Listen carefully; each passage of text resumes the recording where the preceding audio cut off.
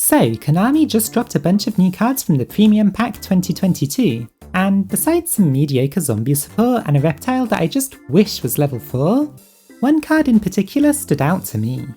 That card is Numbers Evaille, the next on the list of cards that force players to actually think, which is of course anathema to Yu-Gi-Oh players. So let me do all that thinking for you, and not only tell you what this card does, but also what targets are actually useful for its effect. So what does it do? Well, to simplify it, you grab 4 number monsters, add up the numbers in their names, and then summon a numbers monster whose number is the sum of the previous numbers. You basically add them all together. There are, of course, a few restrictions on this. First of all, your opponent needs to be the only one who controls an extra deck monster, so unlike Verti, you can't really just throw this in at the end of a combo. Secondly, the numbers you use as the material need to have different ranks, so it makes low number monsters harder to summon. Finally, you're locked out of all special summons while you control the monster that was just cheated out, except for the special summon of other Numbers Xyz monsters. So it's quite a few restrictions, but was the payoff of being able to Xyz summon almost any numbers monster with 4 materials, it can be worth it. This even works on those who usually only take 2 materials, so it can have some fun applications just from that. Also, I want to mention that this is a numbers card, obviously, which means it can be searched by Astraltopia, which can in turn be searched by Rota and Piraeus map. Remember when I told you to buy that card? Anyway, that means you can run at least 7 copies of this card, so you can sort of rely on drawing it. But which numbers benefit from it the most? I'm going to go over the best targets for this effect, from pretty good to pretty broken, and just to make sure you really never have to think, I'll even be showing you what number materials you can use them with. So without any further ado, let's start with number 76, Harmonizer Gradielle. She's a rank 7 monster that usually takes 2 materials, and this is why. Usually she becomes immune to destruction from both battle and the effects of monsters with the same attribute as her. The reason this is fun is that she becomes the same attributes as the monsters that she's using as a material. So if you get the maths right, you can make her as any 4 attributes of your choice. Also, as a quick effect, it can detach a material to steal a monster from your opponent's graveyard and then attach that as a material. This, of course, does have a competitive use. If you make it as a dark attribute monster, your opponent's Destroyer Phoenix Enforcer not only won't be able to destroy this, but if it destroys anything else and ends up in the graveyard, you'll be able to steal it and prevent it from ever reviving. Oh, also, for those of you who like resolving really silly effects, this card can also single-handedly fulfill the conditions of Furing Kazan, which has some pretty strong effects. It's not worth it, obviously, but you gotta get those replays for table 500 somehow. I suggest making this with the following numbers: 25 Force Focus, 22 Zombie Stein, 17 Leviathan Dragon, and 12 Crimson Shadow Armor Ninja. That'll protect you from light, dark, earth, and water, and fire shouldn't be too hard to steal with all the Ash Blossoms running around. Next is a bit of a strange one, whose potential isn't fully explored yet. That card is number 75, Bamboozling Gossip Shadow. This card has 2 effects. First, it's a pseudo-negate as a quick effect, since it can replace an opponent's monster's effect with the effect that both players draw a card. Its other effect allows you to give this card, and all of its materials, to another Xyz monster. Now, Numbers Xyz monsters are the only thing you'll be able to special summon, so if you got the materials out first, you'll still be able to Xyz summon after using this, and then give it 5 entire materials. Do you feel like making a Zombie Stein with 7 negates? That's just a basic use of this card, but I'm sure there are even better targets that people will find out soon. Maybe even a certain pair of cards I'll be talking about later on. But, no spoilers. Its first effect could also be kind of neat in Trickstar Burn. Not only do you get the negates, but your opponent drawing a card is less advantageous for them since it will just help you burn them more. I'd make this card with the following numbers: 25 Force Focus, 30 Acid Golem of Destruction, 5 Doom Chimera Dragon, and 15 Gimmick Puppet Giant Grinder.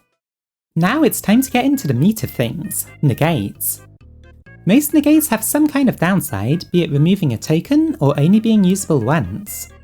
However, number 90 Galaxy Eyes Photon Lord's monster negate only needs to remove a material to work.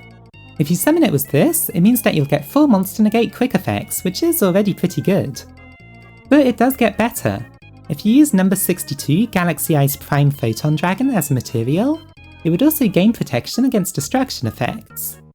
If you feel like you don't need that, you can instead detach the Galaxy material to make the negate also destroy that monster.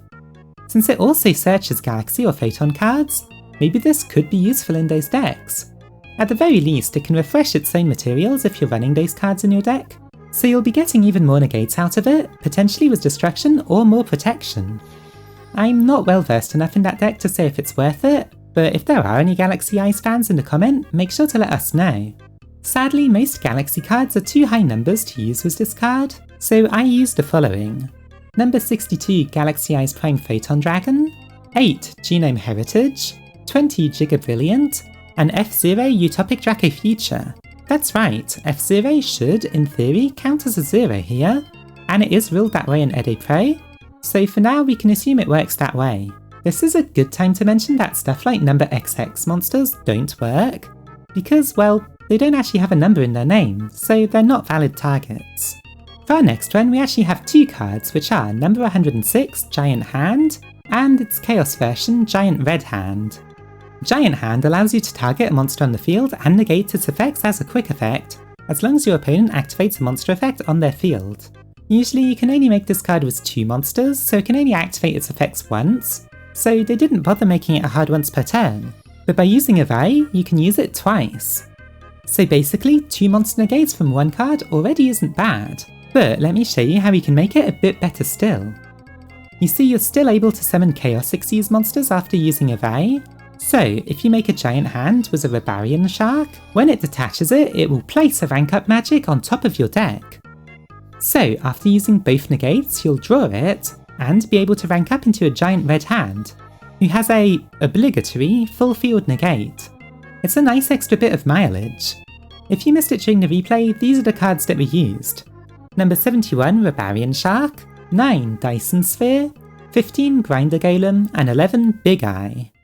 On the subject of non-hard once per turn negates, we next have number 65 Djinn Buster. Just like Giant Hand, it was supposed to work with 2 materials, so having 4 bypasses the fact that it isn't a hard once per turn, and instead gives you 2 monster negates that also burn your opponent. So that's kinda neat. Sadly, it's too low of a number to work with Rebarian Shark, so you won't be able to rank this one up quite as easily. However, with 3 Barian's Force and 3 Ascension of the 7 Emperors, it's possible that you might just draw it, and if you do, you can make its Chaos version. Now, why would you want to do that? Well, it just stops your opponent from activating any effects of monsters they control. So a one-sided skill drain. Nice and fair. Anyway, this is easy to make with number 5 Doom Chimera Dragon, 20 Giga Brilliant, 25 Force Focus, and 15 Grinder Golem. Talking about one-sided skill drains, here's one that's basically that, but does so in a stupid roundabout way.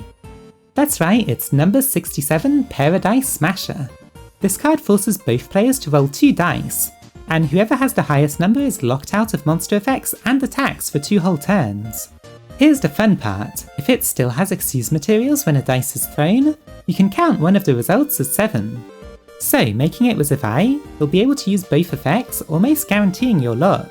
Once it works, it shouldn't be hard to win with your opponent being floodgated that hard for 2 turns.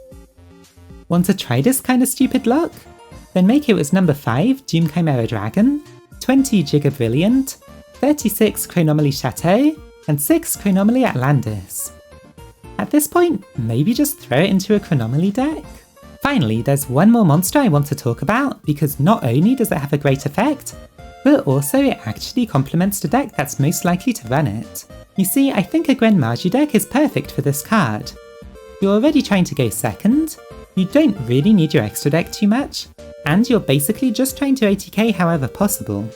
So this card's downsides don't actually matter too much. So as that said, I think the most likely use of this card is number 77, the 7 Sins.